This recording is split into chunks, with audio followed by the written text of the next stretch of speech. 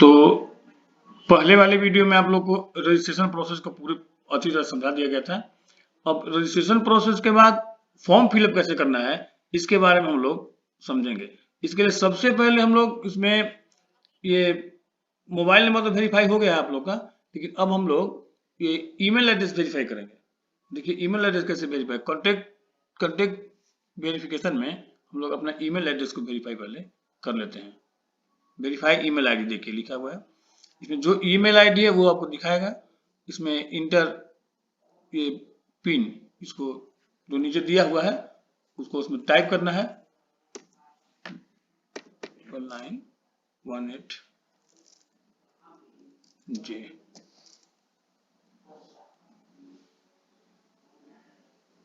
Submit करना है यहाँ पर, इसको सबमिट कीजिएगा। उस वैसे ही ओटीपी जाएगा 546327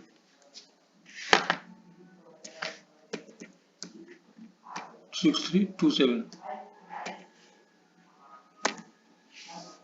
तो इस तरह से आपका ईमेल जो है वेरीफाई हो गया।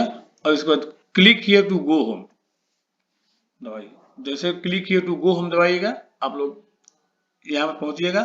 अब आप कंप्लीट एप्लीकेशन फॉर्म कंप्लीट कीजिए। सबसे जो पहला है ये देखिए पर्सनल डिटेल और apply for exam centre detail. Personal detail personal detail में अपना पूरा पर्सनल डिटेल भर देना है, जैसे ये पूरा नाम, बाकी जितना चीज है तो पहले से आप लोग भरे हुए हैं। इसके बाद जैसे आप लोग कैटेगरी क्या है, कैटेगरी में जैसे देखिए ये अनरिजर्व कैटेगरी है तो अनरिजर्व भर देना है। आर यू डिफरेंट एबल, अगर आप हैंडीकैप्ड हैं तो यस भरना है, नहीं है तो नो भरना है। आर यू एक सर्विसमैन, अगर आप एक सर्विसमैन है तो यस भरना है, नहीं है तो नो भरना है। विजुअल आइडेंटिफिकेशन मार्क, आपके शरीर में कोई ना कोई कहीं ना कहीं कोई चिन्ह होगा, उस चिन्ह को यहाँ पर लिख देना है। स्टेट मैरिटल स्टेटस क्या है, अगर मैरिड हैं तो मैरिड, अनमैरिड हैं तो अनमैरिड लिखिए। उसके बाद नीचे वाला पिन कोड डालिए और पिन कोड के बाद आप यहाँ पर सेव एंड नेक्स्ट में प्रिंट कर दीजिए। सेव एंड नेक्स्ट कर दीजिए, आपका वो सेव हो जाएगा। इसके बाद दूसरा बता देखिए apply for exam online. Apply for exam में सबसे पहले आपको सिलेक्ट करना है किस पोस्ट के लिए आप अप्लाई करना चाहते हैं। ट्रेन ग्रेजुएट टीचर के लिए करना चाहते हैं, प्राइमरी टीचर के लिए करना चाहते हैं, या प्राइमरी टीचर म्यूजिक के लिए करना चाहते हैं। जो भी आप करना चाहते हैं उसको क्लिक कीजिए। जैसे मान लीजिए हम लोग करना चाहते हैं प्राइमरी टीचर के लिए, तो प्राइमरी टीचर क्लिक करेंगे। उसके बाद हमको सिलेक्शन करना है ये सेंटर का, सेंटर आप किस स्टेट में देना चाहते हैं। जैसे अगर मान बहुत सारा स्टेट है, पूरा मैंने जितना भी इंडिया के अंदर स्टेट सारा स्टेट दिया हुआ है, जिस स्टेट को में आप सेंटर रखना चाहते हैं उस स्टेट का आप सिलेक्शन कीजिए। जैसे मान लीजिए पहला सेंटर आप झारखंड में रखना चाहते हैं, दूसरा सेंटर मान लीजिए आप बिहार में रखना चाहते हैं, तीसरा सेंटर मान लीजिए आप उत्तर प्रदेश में रखना चाहते हैं, चौथा सेंटर छत्तीसगढ़ में रखना चाहते हैं। ठीक है, इसके बाद मान लीजिए झारखंड में आप रांची में सेंटर देना चाहते हैं। झारखंड में बहुत सारा सिटी आएगा, जैसे रांची आएगा, बोकारो आएगा, धनबाद आएगा, जमशेदपुर आएगा। तो अगर हम देना चाहते हैं झारखंड में रांची, तो रांची को सिलेक्ट करेंगे। इसके बाद मान लीजिए बिहार में बहुत सारा सेंटर आएगा। बिहार में जैसे पटना है, आरा है, भागलपुर है, दरभंगा है, गया है, मुजफ्फरपुर है, पटना है। मान लीजिए पटना सेंटर देना चाहते हैं, पटना सिलेक्शन करेंगे। यूपी में बहुत सारा जगह आएगा, इसमें से जो जहां भी आप सेंटर देना चाहते हैं, कानपुर है, इलाहाबाद है, तो आप वाराणसी देना चाहते हैं वाराणसी दीजिए।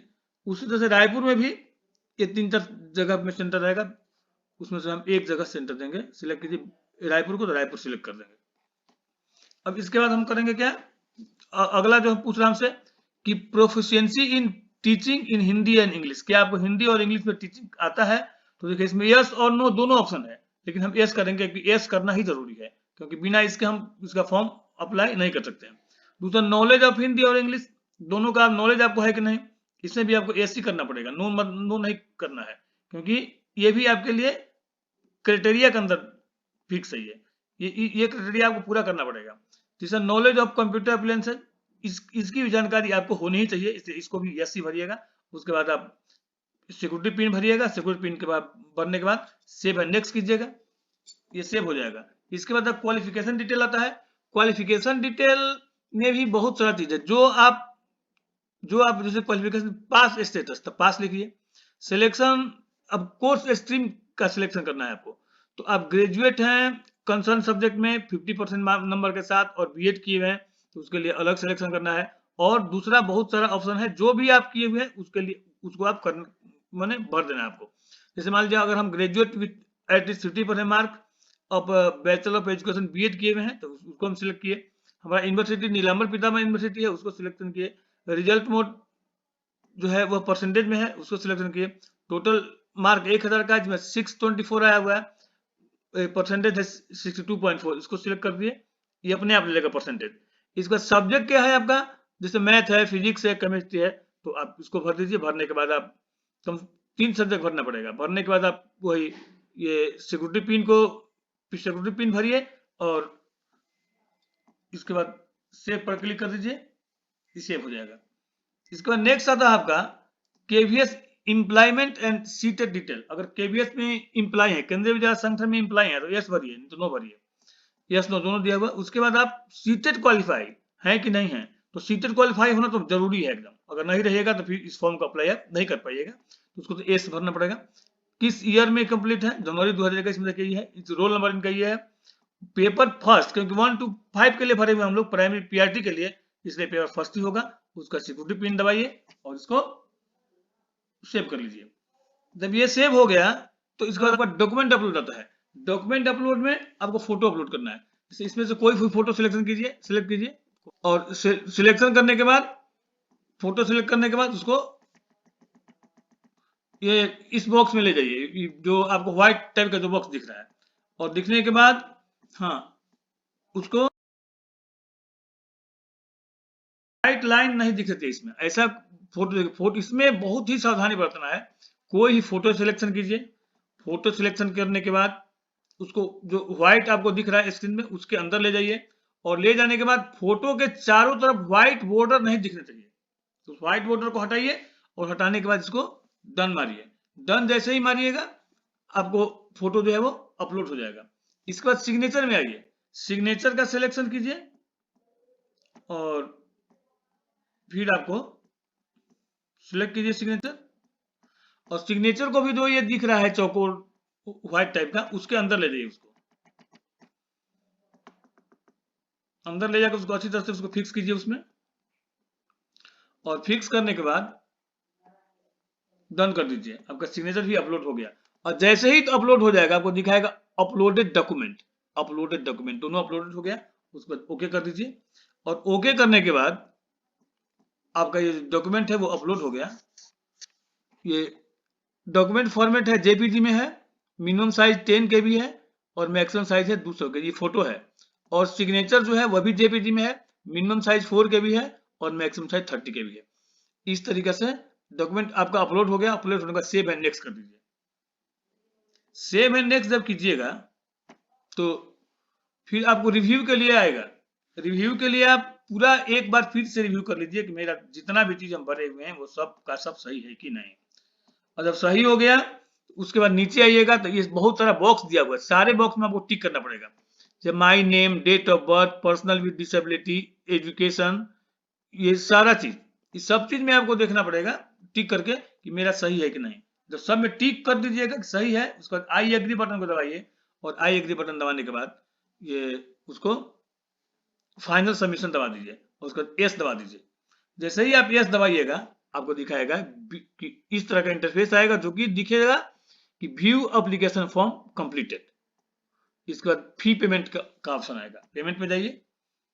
पेमेंट में जब जाइएगा तो आपको ऑनलाइन पेमेंट ही करना है, उसको टाइप कर दीजिए।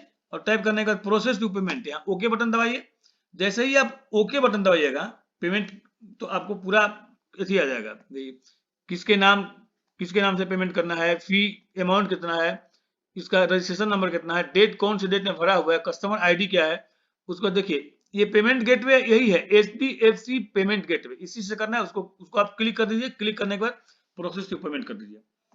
जब प्रोसेस टू पेमेंट कीजिएगा तो पे विथ, किस तरह से पेमेंट आपको करना है। HDFC बैंक क्रेडिट कार्ड से करेंगे, डेबिट कार्ड से करेंगे, अदर बैंक क्रेडिट कार्ड से करेंगे और अदर बैंक डेबिट कार्ड से करेंगे, नेट बैंक से करेंगे। अगर मान लीजिए हम अदर बैंक डेबिट कार्ड से करते हैं तो डेबिट कार्ड से करेंगे और पूरा भरना पड़ेगा। कार्ड होल्डर कार्ड नंबर भरना पड़ेगा, उसका एक्सपायरी डेट भरना पड़ेगा, सीवी भरना पड़ेगा, नेम ऑन कार्ड भरना पड़ेगा and I am not a reboot, इसको क्लिक करना पड़ेगा। क्लिक करने का प्रोसेस बटन दबा दीजिए और प्रोसेस बटन दबाने के बाद आपका पेमेंट हो जाएगा। जब आप पेमेंट कर दीजिएगा तो ये सब ये व्यू पेमेंट डिटेल कंप्लीट दिखाई देगा। तो इस तरह से आपका ये फॉर्म जो है वो कंप्लीट फिलअप हो गया है।